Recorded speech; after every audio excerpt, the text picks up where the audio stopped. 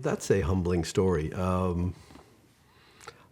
was, I had a 2-year-old son and a baby coming, and I was a musician and seriously struggling to make ends meet.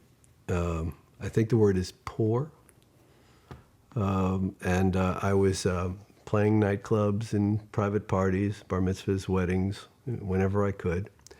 And during the day, I went door to door doing what's called cold call sales, where you just walk into an office and try and sell little gifts for the holidays, all sorts of things, whatever you could, little radios or something that you could, go down to Long Beach and buy for $8 a piece and then sell them for 15 or 2 for 20, whatever you could get, and try and make some extra money during the day.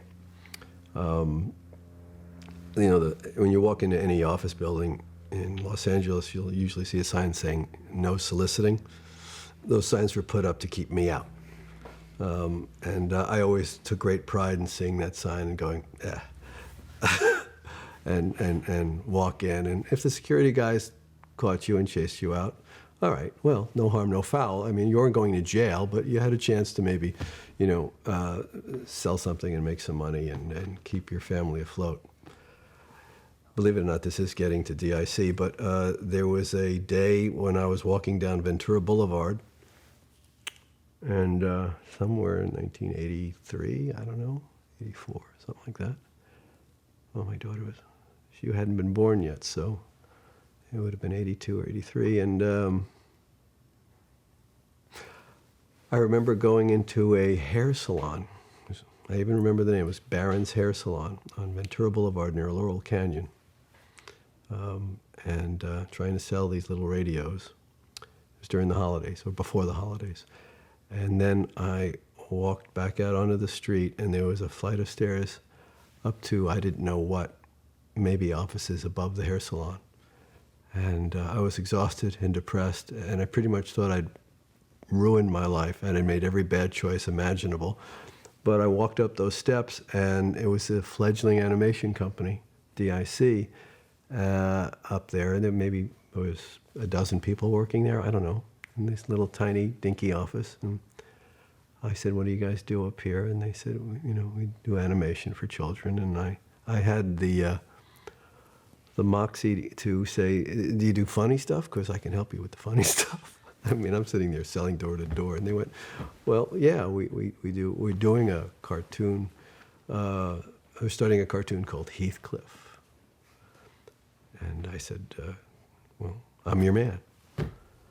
And but first, I sold some radios.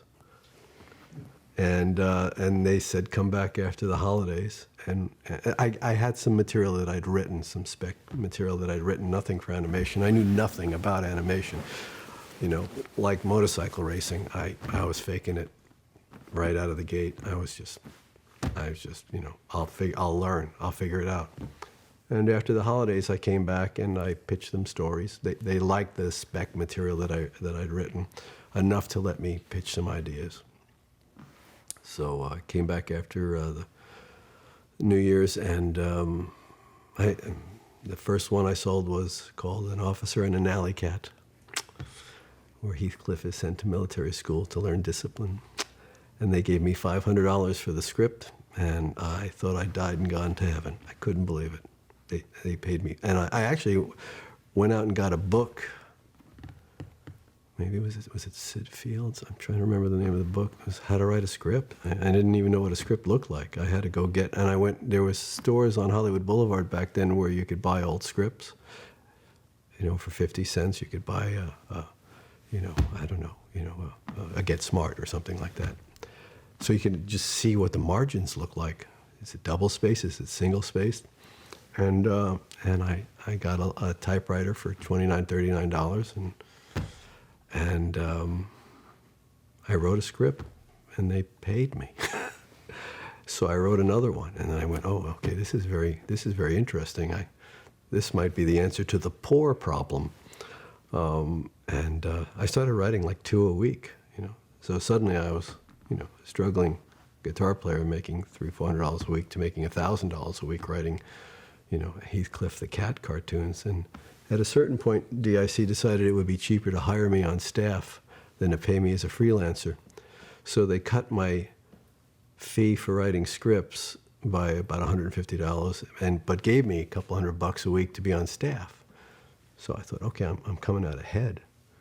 And then suddenly I'm now an editor. I mean, I've been writing scripts freelance for, I don't know, 3-4 months, and they decided to make me now I'm a story editor. Now I'm editing other people's work. I have no idea what I'm doing. And so there was always a low level of anxiety because I'm completely, faking it and trying to pretend that I know what I'm doing.